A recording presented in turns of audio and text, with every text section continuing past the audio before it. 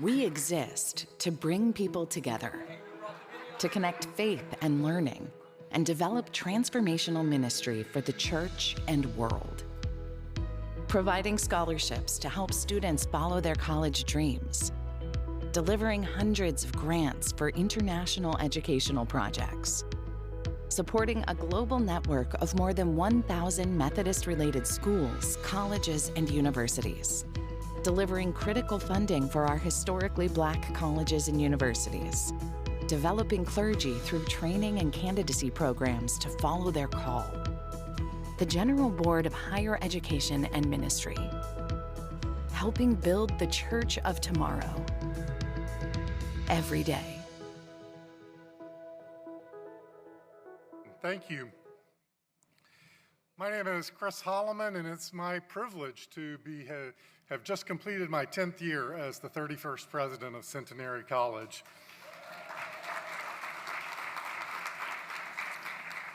I am a white male lay person and I guess a senior. No getting around that. Bishop, members of the cabinet, clergy, and lay delegates of the Louisiana Annual Conference, grace and peace be with you in the name of the Lord Jesus Christ. I am an educator, so we're going to start with a short quiz.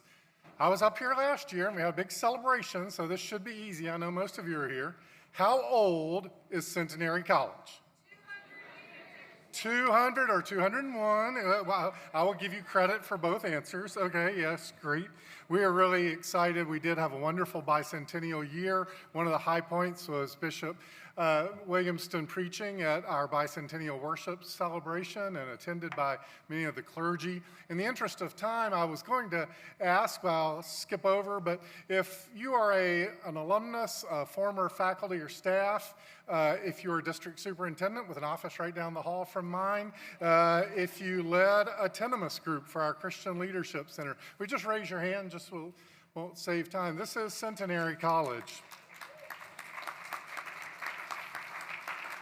It's a privilege to stand before you again and offer a report on Centenary. There is one in your pre-conference book as well. Centenary College is your college. I want to spend just a few minutes reflecting on the ways God continues to work through this institution that we share.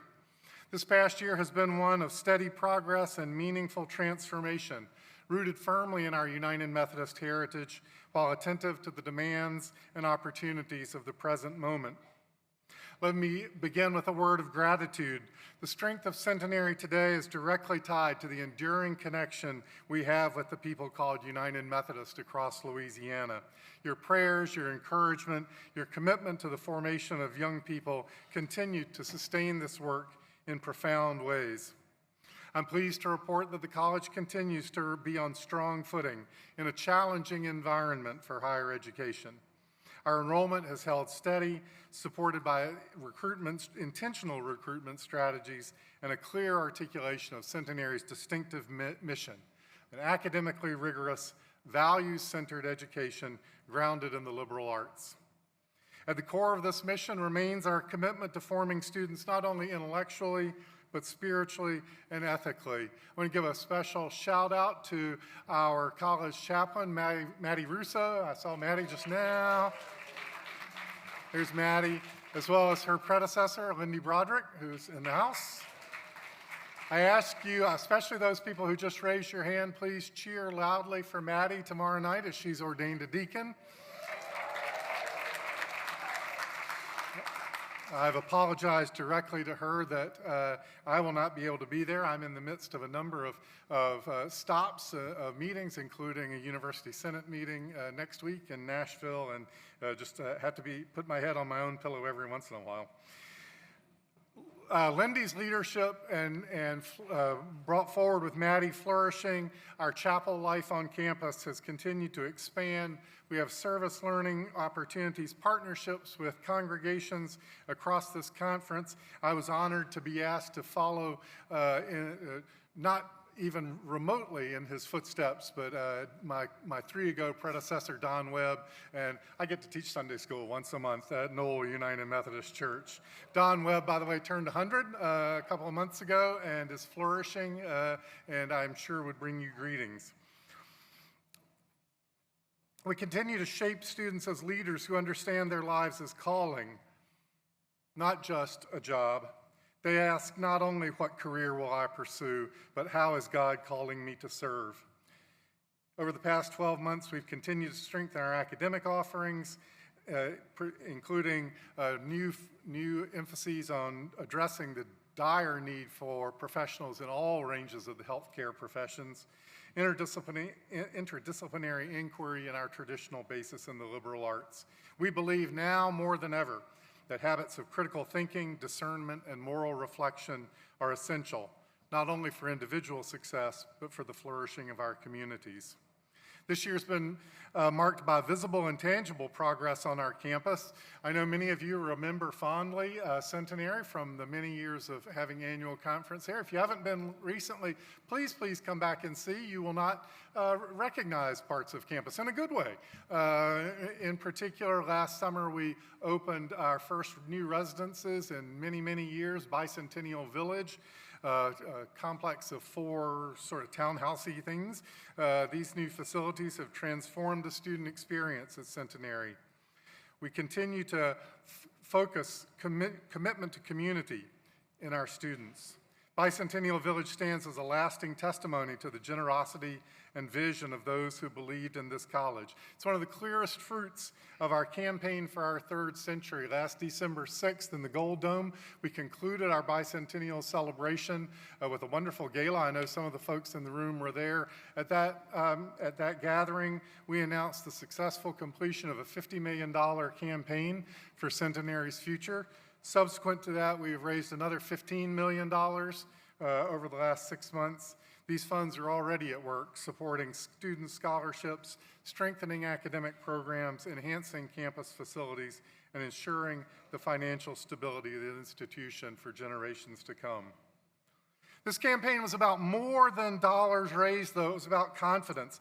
Confidence in the mission of Centenary College, confidence in the relevance of a United Methodist liberal arts education, and confidence that this institution, these institutions, continue to be a force for good in the lives of our students and our world.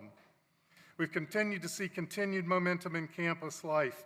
Athletics, including the addition of football, has brought new energy to the campus and strengthened connections with the alumni and the Shreveport-Bossier community. Importantly, we remain committed to ensuring that athletics reflects our core values, emphasizing integrity, discipline, and the holistic development of every student athlete. I hope you get a chance to meet some of our football players led by their amazing coach, Byron Dawson, who instills as his first priority character. His football players sit in the front of every classroom they're in. They speak to you on the sidewalks. They're amazing young men, as all of our students are. Well, they're not all young men, but you know what I mean. Financially, as I've said, the college remains stable. We're very mindful of the challenges facing both higher ed and the church, but we approach the future with confidence, rooted not in optimism alone, but in faithful diligence and shared purpose. I want to express my profound gratitude to the Louisiana Annual Conference for their continued financial support. I'm currently serving my 2nd year as the president of the North American Association of Methodist Schools, Colleges, and Universities, and I can tell you that many of my 130 or so colleagues are quite envious of the relationship between Centenary and the annual conference, and so thank you. As I look forward, I believe Centenary has an increasingly important role to play in a world marked by rapid change, uncertainty, and division. We are called to be a community of thoughtful engagement where learning and faith come together. That's the point of the video you just raised, this profound connection all the way back to John Wesley between Methodism, United Methodism, and higher education.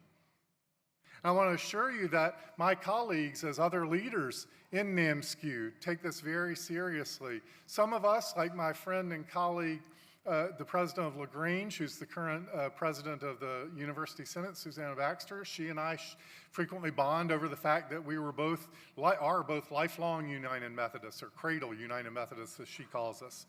Others of us come later. I've had amazing conversations with the relatively new presidents of Texas Wesleyan and Ohio Wesleyan, both of whom are not raised in the United Methodist tradition, but are so excited to lead a United Methodist college. United Methodist higher education is carving out a new space for a Wesleyan-informed, progressive vision for higher education in the United States, and I'm excited to be a part of that.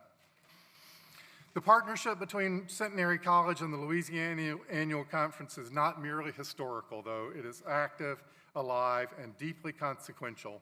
Together, we are shaping lives, nurturing leaders, and bearing witness to the enduring value of education as a means of grace.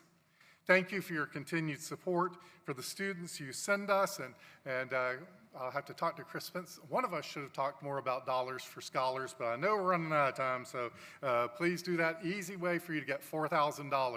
$1,000 of your dollars turns into a $4,000 scholarship at Centenary or at Dillard, so keep an eye on that. Thank you for the shared commitment we hold to forming young people for lives of purpose and service. May God continue to bless this conference. May God continue to bless the work we share through Centenary College and all of our institutions of United Methodist Higher Education. I really appreciate the chance to speak to you. Please come see us at Centenary. Have a great rest of your annual conference.